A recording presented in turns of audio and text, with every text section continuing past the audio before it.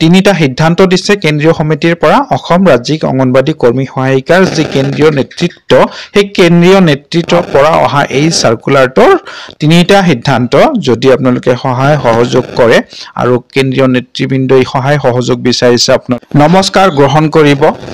অংগনবাদী কৰ্মী সহায়িকা আশা কৰ্মী ৰন্ধন কৰ্মী সহায়িকা আটাইকে স্বাগতম জনাইছো আমাৰ চেনেললৈ 9 আগষ্ট 2024 অৰ্থাৎ কাইলৈ সৰ্বভাৰততে দেশজোৰা বিক্ষোভ সমাবেশ অনুষ্ঠিত হ'বলৈ গৈ আছে আৰু কিয় হ'ব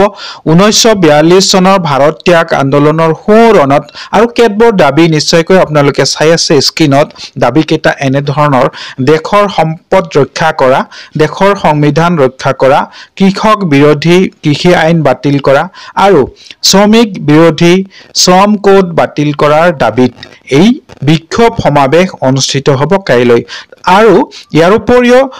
অংগনবাদী কৰ্মী সহায়িকা সন্থাৰ অৰ্থাৎ অসম ৰাজ্যিক অংগনবাদী কৰ্মী সহায়িকা সন্থাৰ তৰফৰ পৰা কেন্দ্ৰীয় নেতৃত্বৰ পৰা এটা নটিফিকেশন এটা সাৰ্কুলাৰ আহিছে সাৰ্কুলাৰটো আপোনালোকক পাঠ কৰি দিবলৈ যত্ন কৰিছো যদি চেনেলটোত প্ৰথম হৈ আছে তেন্তে সাবস্ক্ৰাইব কৰিবলৈ নাপাহৰিব চেনেলটো ধন্যবাদ সাৰ্কুলাৰ নং 14 অভিনন্দন গ্ৰহণ কৰিব যোৱা 6 আগষ্ট তাৰিখে স্থায়ী সভানেত্ৰী জয়মতী দাসৰ পৰিচালনাত বিষয়ববীয়া গ্ৰুপত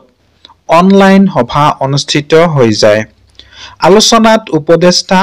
তপন শৰ্মা দেৱ উপস্থিত আছিল সভাত কেইটামান গুৰুত্বপূৰ্ণ সিদ্ধান্ত গ্ৰহণ কৰা হয় সিদ্ধান্তবোৰ তলত উল্লেখ কৰিলো আশা কৰিলো এই সিদ্ধান্তবোৰ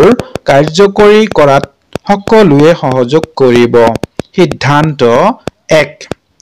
অহা 13 আগষ্টত কৰ্মী সহায়িকাৰ বিষয়বোৰ লৈ সঞ্চালকৰ কাৰ্যালয়ত যোৱা হ'ব উক্ত দিনা জিলাৰ সভানেত্ৰী আৰু সম্পাদিকাসকলেও লগত থাকিব সেয়ে সময়মতে সভানেত্ৰী সম্পাদিকাসকলক আহিবলৈ অনুৰোধ জনোৱা হ'ল 2 অহা 9 আগষ্টত সৰ্বভাৰতীয় ফেডাৰেশনে আহ্বান দিয়া অনুসৰি জিলা ভিত্তিত হ'বলগীয়া শ্ৰমিক বিক্ষোভত যোগ দিবলৈ অনুৰোধ জনোৱা হ'ল নিজৰ জিলাৰ সিটুৰ নেতাৰ লগত যোগাযোগ কৰিব 3 অহা 30 আৰু 31 আগষ্টত ৰাজ্যিক শিক্ষা শিবিৰ গুৱাহাটীত অনুষ্ঠিত হ'ব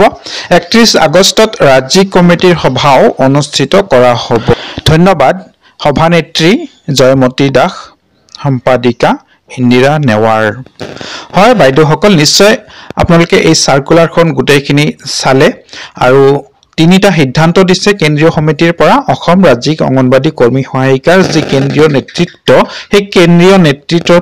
পৰা অহা এই সাৰ্কুলাৰটোৰ তিনিটা সিদ্ধান্ত যদি আপোনালোকে সহায় সহযোগ কৰে আৰু কেন্দ্ৰীয় নেতৃবৃন্দই সহায় সহযোগ বিচাৰিছে আপোনালোকৰ নিশ্চয়কৈ যদি আপোনালোকে সহায় সহযোগ আগবঢ়ায় তেন্তে বহুত সুবিধা হ'ব তেখেতসকলৰ কামখিনি কৰাৰ বাবে আৰু সঞ্চালকৰ কাৰ্যালয়লৈ পুনৰ যাব কিবা নিশ্চয়কৈ আপোনালোকৰ এটা ভাল দাবী লৈ যাব